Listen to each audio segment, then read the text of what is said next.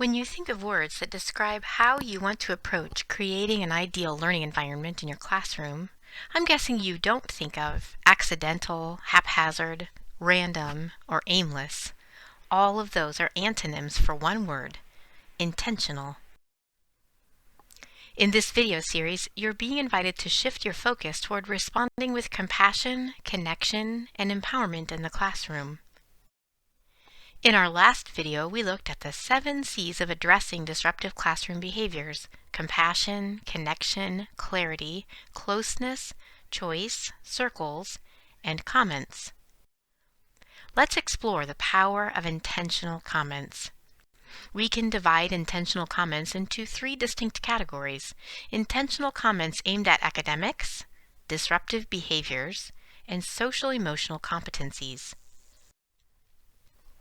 You might be surprised to hear that rubrics are an intentional strategy, since we've been talking about trauma-responsive classroom practices, but we know that students who have lived through adverse childhood experiences often feel a loss of control and a need for predictability. Rubrics are a powerful tool for restoring a sense of control and predictability for students. In addition to saving the teacher time, a well-crafted rubric provides consistency in grading. Traditionally disempowered students often perceive that their teachers prefer other students, or they may even feel that their teachers are out to get them. When students receive a clear rubric at the time an assignment is given, they recognize that they will be evaluated in the same way as their classmates. Rubrics also clarify academic expectations, which offers students greater ownership of their learning and their grades. There are endless rubric templates like this one online that can be used as is in a pinch, or can be adapted to meet your specific criteria. A second area for employing intentional comments is in response to disruptive behaviors. When we're surprised by a student's behavior, it's natural to react with frustration or disbelief. Often teachers resort to the why approach, perhaps with a tinge of sarcasm. Why did you do that? How many times have I told you that behavior is unacceptable? You are being disrespectful. Likely you already recognize that this approach won't lead to a positive outcome. Instead, it's more likely to produce shame, which perpetuates further disruptive behavior. What if, instead of reacting to disruptive behaviors, we planned ahead how to respond to them in empowering ways? Here are some ideas for responses to disruptive behaviors. In addition to the questions mentioned on the last video, what do you need and how can I help you? These are some questions to ask a student whose behavior has been disruptive or destructive. What happened? How did it happen? What part did you play in it? How were you affected by what you did? Who else was affected by what you did? What can you do to repair the harm? And what do you need to do to make it right? The final arena for employing intentional comments is social-emotional learning competencies. In his excellent book, Growing Great Qualities in Kids, Michael Brandwein suggests that we begin by articulating what traits we want to build into our students. For example, if your school uses the Character Counts curriculum, then you've been focusing on developing your students' trustworthiness, respect, responsibility, fairness, caring, and citizenship. Brandwein writes, to build great qualities in young people, it doesn't work to say, be more responsible or show some respect.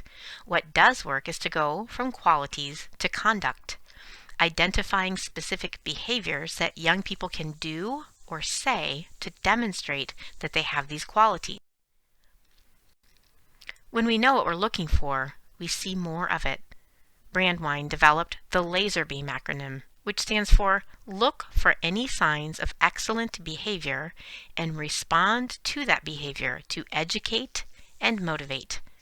This approach allows us to effectively praise behaviors that demonstrate positive character traits we observe in our students, which in turn educates that student and others about what a character trait looks like, and motivates that student and others to behave in that way more often. Brandwein's model is describe it, label it, praise it.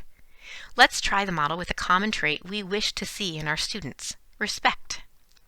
Imagine that Grace often blurts out what she's thinking during class, even when you or other students are already speaking. You've asked Grace many times to stop interrupting, but not only does the behavior persist, you also notice that she seems to feel ashamed and her classmates have begun to taunt her for her talkativeness. Let's try describe it, label it, and praise it. Remember, when we know what we're looking for, we see more of it. So we're looking for one time when Grace doesn't interrupt. When that happens, we come close to Grace and say, "Grace, you listened quietly the entire time I was giving instructions. That was respectful. Everyone appreciates being heard. Thank you." This model has several tangible effects. Our comments become more focused, fast, and factual. First, the more specific we are about the behaviors we want to develop in our students, the easier it will be for them to learn it. Next, this approach allows us to speed up our responses to positive behaviors, so it's easier for students to make the connection.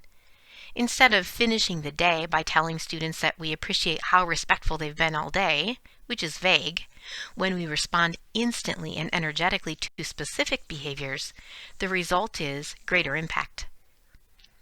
Finally, when our praise is based on observation, it's less likely that students will dismiss our comments. If we were to say to Grace at the end of the day, "You've been more respectful today," she could easily draw upon the numerous times that she's been disrespectful and dismiss our comment.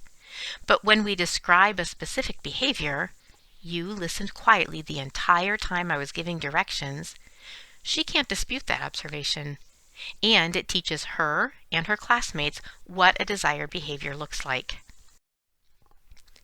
Perhaps one of the most powerful tools we have for addressing disruptive behaviors in the classroom is becoming more intentional about our comments on academic assignments, when students are being disruptive, and when we wish to cultivate specific traits or social emotional competencies. We'll see you next time.